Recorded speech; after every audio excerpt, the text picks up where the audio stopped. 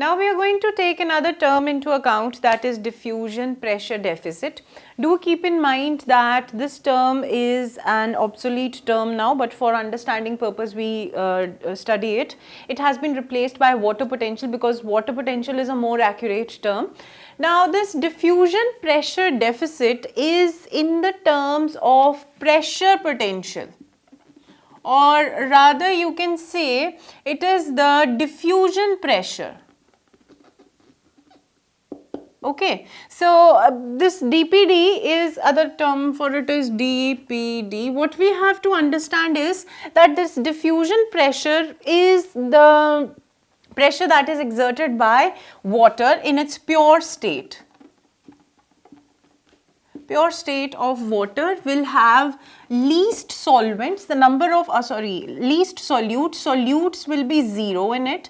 It would be completely the water. So the diffusion pressure or the pressure potential of the water would be highest. So you can make it out that in the pure state of water, if I am having 100 milliliter of pure water, the diffusion pressure that would be exerted by the pure state of water would be highest.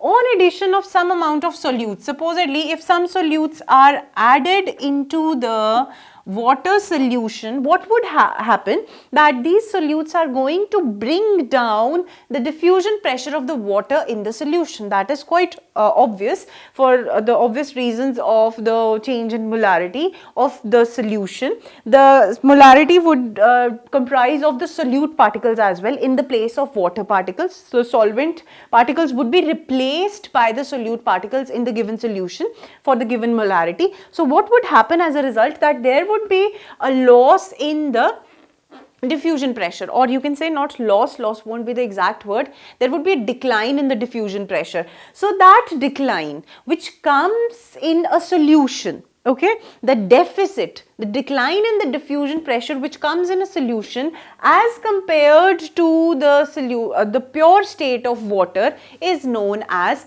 diffusion pressure deficit. Now you can consider it, supposedly you are having a cell which had pure water inside it, you add some solutes into it, so it would get rid of that pressure potential that it is going to have. So understanding the DPD in terms of osmotic pressure, we have the value of the deficit that is being created inside the solution would depend on the number of solutes, and when we talk about the number of solutes, we are talking about solute potential, and when we talk about solute potential, we often consider it in terms of pressure. If we have to consider it in terms of pressure and we are considering the diffusion pressure deficit in the given cell, it is better to consider these solutes in terms of pressure, because ultimately it is the diffusion pressure deficit. So we are going to take pressures instead of potential. So the solute potential gives us osmotic pressure.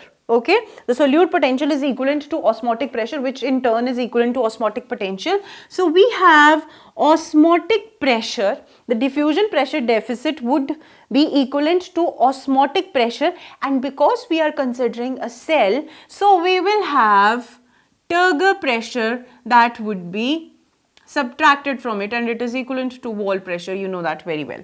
So DPD would be the osmotic pressure minus the turgor pressure that would be generated in the given cell, which would be acting as an osmotic system. It would have certain value of osmotic pressure thanks to the solutes present in it. That osmotic pressure, when it is acting as a number which is to subtract the turgor pressure which is being generated by that osmotic system onto the wall or equivalent to the wall pressure, that is known as the diffusion pressure deficit. In simple terms, you can say that it is the measure of thirst of a cell. Okay, supposedly the DPD is higher, the cell would be more thirsty, that means it can drink more water. As in your own case, if you are highly thirsty, you are going to drink 2 or 3 glasses of water. If you are not thirsty, you will drink half a glass of water. In the same way, if the cell is more thirsty, that means it is having a higher DPD. That means the difference between osmotic pressure and turgor pressure is higher, that means the cell is thirsty. If the turgor pressure is not in greater value as compared to the osmotic pressure. That means both are nearer to each other. Then the difference would be smaller.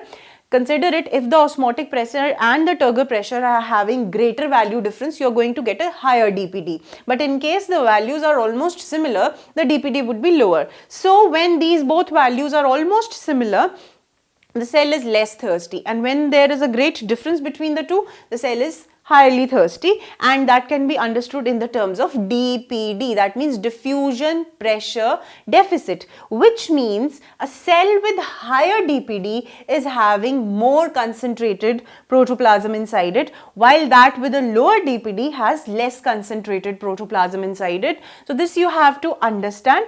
Now we are going to understand it in terms of a cell, that how the movement of cell would occur, movement of solute, not solute, how the movement of solvent would occur if we have two cells. We are going to understand DPD from that point of view. Again, I would repeat, this is an obsolete term. We use water pressure, water potential term, which is more accurate. But for understanding purpose, supposedly this is one cell and this is the another cell. Both of them are in contact. Now we have to measure the DPD. Now DPD would be between these two cells and whatever solution is present over here, the solution that they are in contact with.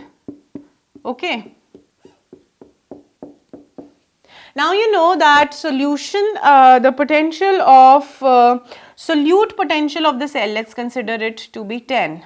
Okay, and we have the solute potential which would be equivalent to osmotic potential, and there is wall potential as well, that is turgor pressure.